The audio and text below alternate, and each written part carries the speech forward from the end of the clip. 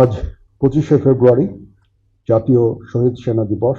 2009 সালের 25শে ফেব্রুয়ারি পিলখানায় তৎকালীন বাংলাদেশ রাইফেলসের কিছু বিপদগামী বিদ্রোহী সদস্যের নির্মম হত্যাযজ্ঞে 57 জন বীর সেনা কর্মকর্তা সহ মোট 74 জন শাহাদাত বরণ করেন। মহান রব্বুল আলামিন সকল শহীদদের জান্নাত নসিব করুন, আমিন। 2009 সালের 25শে ফেব্রুয়ারি নিয়ে অনেক কথা হয়েছে। একটা কলঙ্কজনক দিন। বিডিআর সদস্যদের কর্তৃক যেই বর্বরচিত হত্যাকাণ্ড সংঘটিত হয়েছিল তা ইতিহাসে নজিরবিহীন। পিলখানা ঘটনার পর শহীদ পরিবারের যে সংগ্রামী জীবন শুরু হয়েছিল তা মসৃণ ছিল না। শহীদ পরিবারের সদস্যদের সন্তানগণ জীবন গড়ার ক্ষেত্রে পিতা বা পিতামাতার স্নেহ ও মমতা থেকে বঞ্চিত ছিল। শহীদদের প্রতিটি সন্তান আমাদেরই সন্তান। বাংলাদেশ সেনাবাহিনী সর্বদা আপনাদের সর্বাত্মক সহযোগিতা নিশ্চিত করে যাচ্ছে এবং ভবিষ্যতেও তা অব্যাহত থাকবে ইনশাআল্লাহ।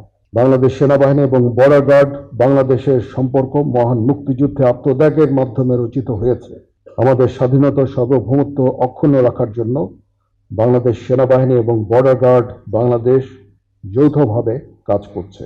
আমাদের জাতীয় জীবনে যেন 2009 সালের 25 ফেব্রুয়ারির মতো কোনো ঘটনা পুনরাবৃত্তি না হয়, এজন্য আমরা বদ্ধপরিকর এবং আমরা সকলে ঐক্যবদ্ধ হয়ে একটি সমৃদ্ধ বাংলাদেশ গঠনে কার্যকরী ভূমিকা পালন করব ইনশাআল্লাহ। পরিশেষে আজ মাননীয় প্রধানমন্ত্রীর উপস্থিতিতে পিলখানায় শাহাদাত বরণকারী সেনা সদস্যদের পরিবারবর্গের মাঝে আস্থা ও আশার সঞ্চার করেছে। বর্তমান সরকার অতি সম্প্রতি দায়িত্বভার গ্রহণ করেছেন।